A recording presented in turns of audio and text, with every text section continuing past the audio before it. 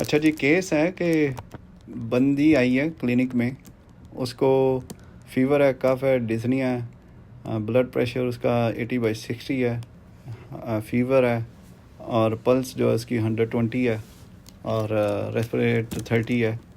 तो फ्लूइड कौन सा दोगे? ट्रिकी क्वेश्चन है। अच्छा, ठीक है। तो इस सवाल का जवाब हमने ये निकाला है, आपने भी सुनना है। ठीक है, फ्लूइड जो है वो 3 तरह के होते हैं, isotonic, hypertonic and hypotonic. Hypertonic जो है ना, हाइपरटोनिक वो 3% नॉर्मल सलाइन है, जो कि सिर्फ और सिर्फ सीवियर सिम्टोमेटिक हाइपोनेट्रीमिया में देते हैं, जो कि सीजर हो सकती है या कोमा हो सकता है, या फिर serum sodium less than 120 with symptoms.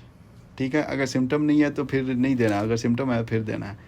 और देना ये है कि 100 ml इन 10 मिनट, और 3 डोजेज़ आप दे सकते हैं। और रेट ऑफ करेक्शन जो है ना वो मैक्सिमम 8 to 10 मिली इक्विवेलेंट पर लीटर पर डे होना चाहिए। अगर ज़्यादा रैपिडली करेक्ट करेंगे तो बंदे को लॉक्ड इन सिंड्रोम हो जाएगा, जिसको ऑस्मोटिक डीमाइलिनेशन सिंड्रोम भी कहते हैं, और सेंट्रल पोंटाइन माइलिनोसिस भी कहते हैं। और ये साइन सिम्टम में इक्वल है पोंटाइन इन्फाक्शन के, जिसमें बेजलर आर्टरी अक्लूड हो जाती है। ठीक है, तो इसका साइन सिम्टम क्या है लॉक्ड इन सिंड्रोम के पेशेंट जो है क्वाड्रिप्लेजिक होता है, डिसआर्थरिया होता है और डिस्फेजिया होता है। ना मूव कर सकता है, ना स्वालो कर सकता है, ना बोल सकता है।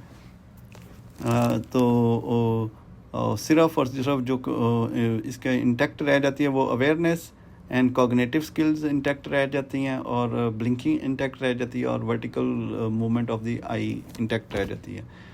ब्रेन में जो एरिया इन्वॉल्व होता है वो वेंट्रल पोन्स है, सेंट्रल पोन भी कहते हैं इसे, वेंट्रल पोन है।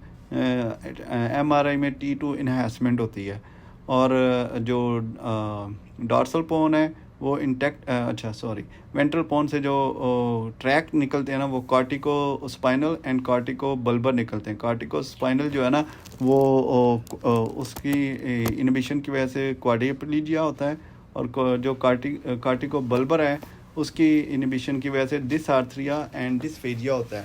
और जो डॉर्सल पोन है वो इंटैक्ट होता है, जिसकी वजह से सेंसोरियम और कॉन्शियसनेस इंटैक्ट रहता है, कॉग्निटिव स्किल्स भी इंटैक्ट रहती हैं, यानी बंदा सब कुछ महसूस कर रहा होता है और समझ रहा होता है और प्रोसेस कर रहा होता है मेंटली। उसके बाद जो है मिड ब्रेन वो भी इंटैक्ट रहता है, जिसकी वजह से ऑक्लोमोटर न्यूक्लियाई इंटैक्ट रहते हैं, और बंदा ब्लिंकिंग कर सकता है और आई बॉल वर्टिकल मूव कर सकता है।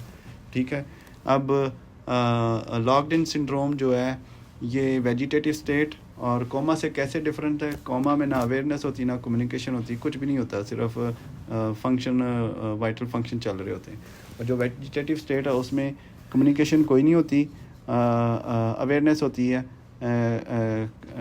और कॉग्निशन भी कोई नहीं होती। ठीक है,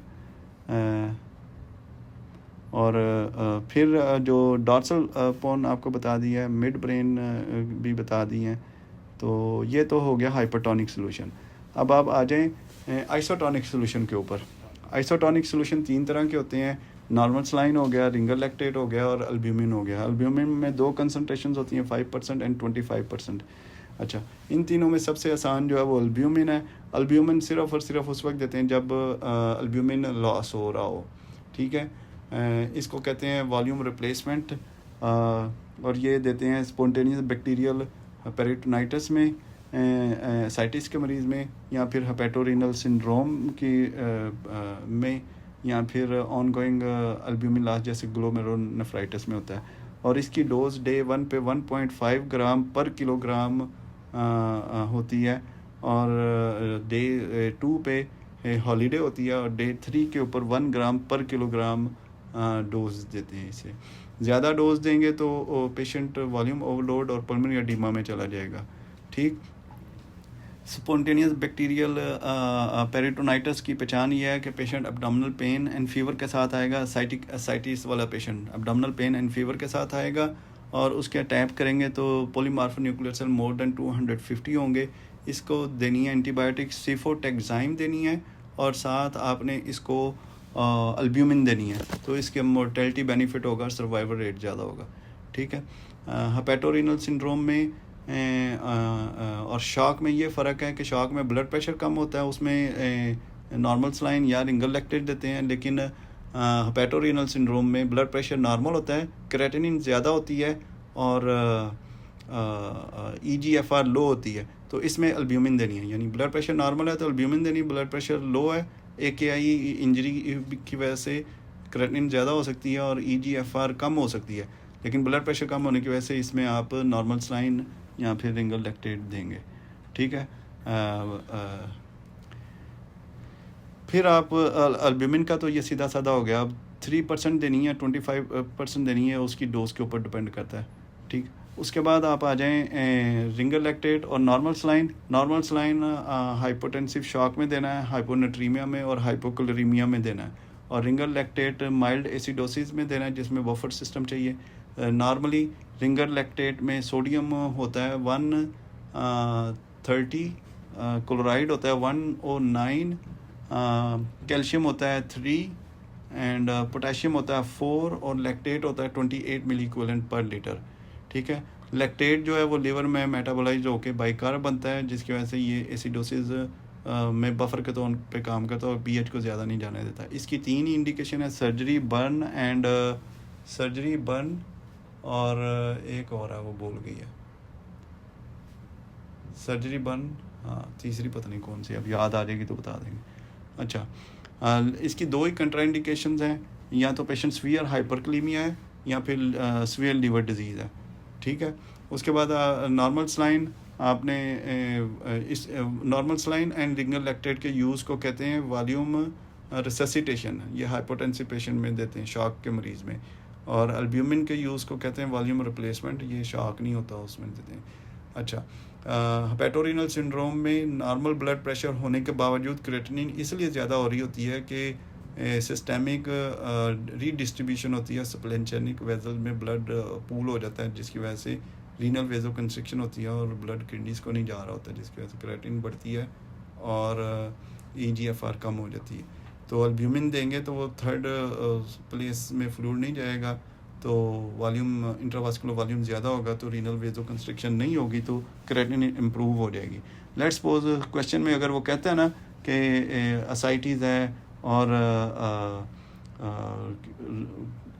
रीनल फंक्शन डिटीरिएट हो गया था, अब क्रेटिनिन इम्प्रूव हो रही है, फिर भी अल्ब्यूमिन ही देनी है। ठीक है। अब आगे आ जाएं हाइपोटोनिक सोल्यूशन। हाइपोटोनिक सोल्यूशन जो है ना, ये भी 3 तरह के हैं, 5% डेक्सट्रोज वाटर हो गया, फिर हाफ सलाइन हो गया, फिर डेक्सट्रोज हाफ सलाइन हो गया। अच्छा, डेक्सट्रो फ्री वाटर डेफिसिट है ना, उसमें आपने देना है डेक्सट्रोज वाटर। ठीक है, वो ग्लूकोज मेटाबोलाइज हो जाएगा, फ्री वाटर चलेगा, और ये मेनली कम्युलेट होगा इंट्रासेलुलर कंपार्टमेंट में। और हाफ सलाइन है तो ये देते हैं जब बंदा थोड़ा बहुत हाइपोनेट्रीमिक भी हो, यानी जैसे स्वेट है उसमें वाटर के साथ साल्ट भी लॉस हो रहा होता है, कोई इस तरह की, यानी स्वेट की example I am not sure कि भाई ये सही है कि नहीं सही, लेकिन बेसिकली ऐसी सिचुएशन जिसमें वॉल्यूम भी लो हो, फ्री वाटर लॉस भी हो और सोडियम भी लो, उसमें हाफ सलाइन देंगे। और डेक्सट्रोज हाफ सलाइन जो है ये मेंटेनेंस फ्लूइड है, जो डेली की रिक्वायरमेंट जब बंदा NP होता है उस वक्त देना है। ठीक है। ये भी हो गया। तो ये हाइपोटोनिक सॉल्यूशन जो होते हैं, जैसे डेक्सट्रोज 5 हाफ सलाइन हुआ, डेक्सट्रो 5 हाफ सलाइन, ये शुरू में हाइपरटोनिक होता है, लेकिन डेक्सट्रोज 5 मेटाबोलाइज, ग्लूकोज मेटाबोलाइज होती है तो हाइपोटोनिक हो जाता है। अच्छा, इसके अलावा बाइकार्ब जो है ये हाइपरटोनिक होता है, इसकी pH 6.5 होती है और 8.4% होता है, इसके डिफरेंट फार्मूलेशंस हैं। बाइकार्ब की सिर्फ 4 या 5 इंडिकेशंस हैं, उनके अलावा कभी भी बाइकार्ब नहीं देना। जो बाइकार्ब की इंडिकेशन है, नंबर 1 वो ये कि pH less than 7.1 and severe acidosis, pH less than 7.1। और फिर दूसरा है TCA poisoning with whitening of QRS, और तीसरी है हाइपरक्लीमिया विद EKG चेंजेस, और फिर चौथी है रेनल ट्यूबुलर एसिडोसिस टाइप 2 जिसमें प्रॉक्सिमल ट्यूब्यूल में बाइकार्ब एब्जॉर्ब नहीं हो रहा था और वेस्टिंग हो रही थी, जिसकी वजह से बाइकार्ब चाहिए होता है।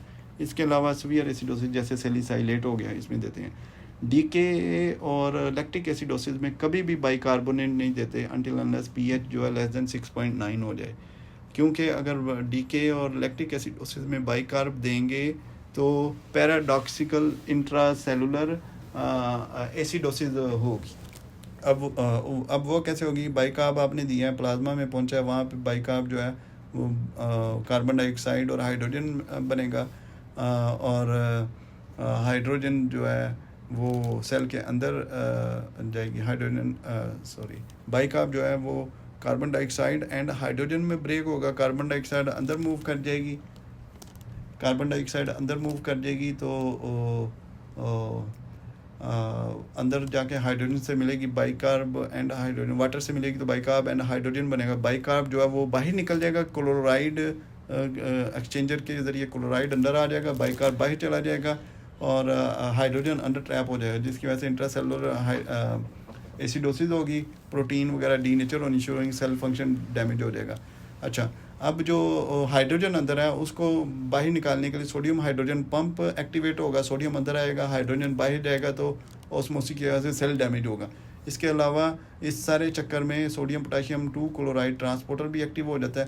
क्लोराइड पहले ही अंदर ज़्यादा है क्योंकि बाइकार्ब क्लोराइड एक्सचेंज की वजह से sodium potassium chloride 2 chloride pump active होने की वजह से मज़ीद क्लोराइड अंदर आएगा, मज़ीद सोडियम अंदर आएगा, सेलुलर डैमेज होगा।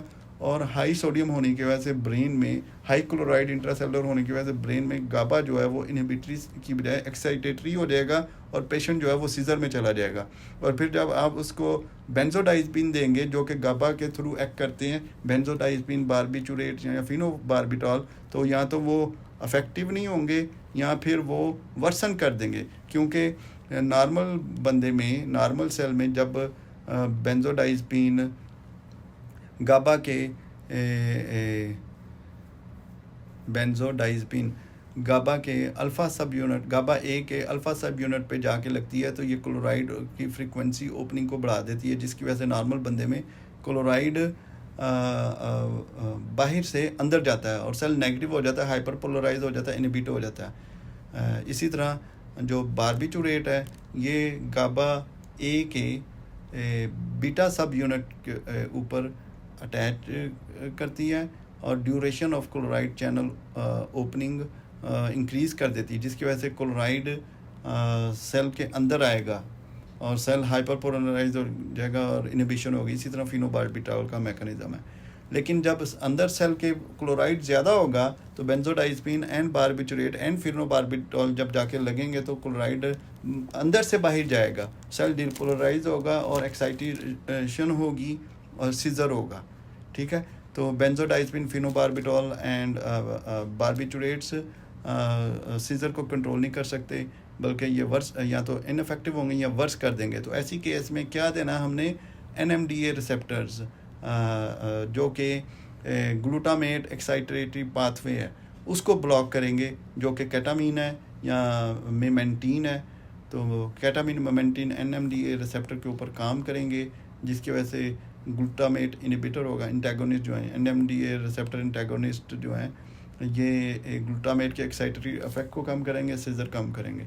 अगर वो भी अवेलेबल नहीं है किसी वजह से, फेनिटोइन एंड वेल्प्रोइक एसिड देंगे। ये सोडियम चैनल ब्लॉकर हैं, ये भी सेल को स्टेबलाइज करते हैं और सीजर को रोकते हैं। तो ये फ्लूइड एंड बाइकार्ब देने की वजह से जो सीजर एक्टिविटी हो रही है मेटाबॉलिक एसिडोसिस में, उसको ऐसे हैंडल करते हैं। ठीक है, और that's it. Very good. Great job, Dr.